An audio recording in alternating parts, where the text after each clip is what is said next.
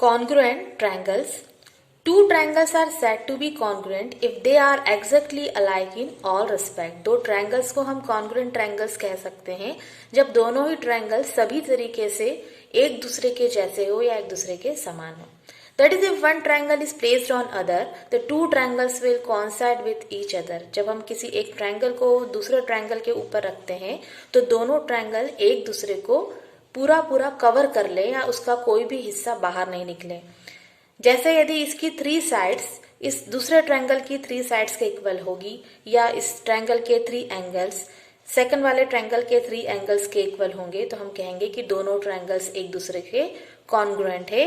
या हम एक इसको इसके ऊपर रखेंगे तो ये दोनों ही ट्रायंगल्स एक दूसरे को पूरा ढक लेंगे. ट्रायंगल्स की कॉन्ग्रुएंसी को दिखाने के लिए हम यहाँ पर कुछ क्राइटेरियाज देखेंगे.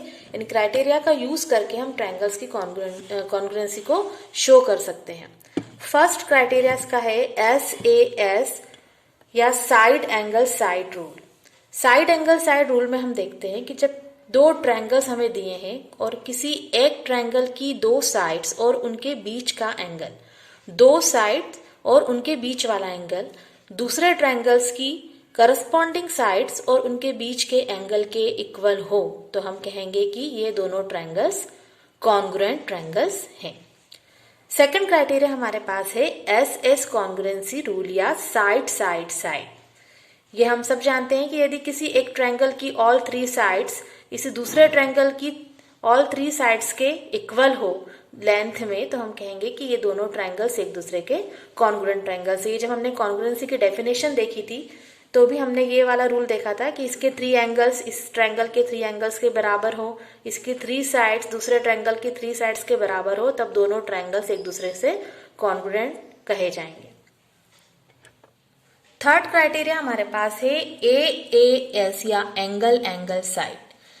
2 ट्रायंगल्स हमारे पास है और दोनों ट्रायंगल्स को हम कॉन्ग्रुएंट ट्रायंगल्स कहेंगे जब किसी एक ट्रायंगल के 2 एंगल्स और उनके बाद वाली साइड, 2 एंगल्स और उनके आगे वाली साइड दूसरे ट्रायंगल के 2 एंगल्स और उसके आगे वाली साइड यानी उनके करस्पॉन्डिंग एंगल्स होना चाहिए और जो साइड होनी चाहिए करस्पॉन्डिंग साइड होनी चाहिए. तो दोनों ट्रायंगल्स को हम बोल सकते हैं कि दोनों ट्रायंगल्स कैसे हैं, कॉन्ग्रुएंट ट्रायंगल्स हैं. इसे हम कहेंगे AAS या angle angle side criteria. Fourth rule हमारे पास या फोर्थ क्राइटेरिया है RHS right angle hypotenuse side rule. यानी ये वाला जो रूल है या ये वाला जो क्राइटेरिया है ये केवल राइट एंगल ट्रायंगल के लिए ही हम इसे ले सकते हैं और दोनों राइट एंगल ट्रायंगल को हम कॉन्ग्रुएंट बता सकते हैं.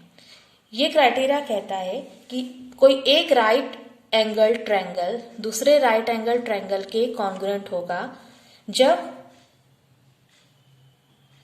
फर्स्ट ट्रायंगल का हाइपोटेनियस सेकंड ट्रायंगल के हाइपोटेनियस के बराबर हो और बाकी बची हुई 2 साइड्स में से कोई भी एक साइड उसकी करस्पॉन्डिंग साइड के बराबर हो तो हम कहेंगे कि दोनों ट्रायंगल्स या दोनों राइट ट्रायंगल्स कॉन्ग्रुएंट ट्रायंगल्स होंगे. इसे कहा जाता है RHS क्राइटेरिया.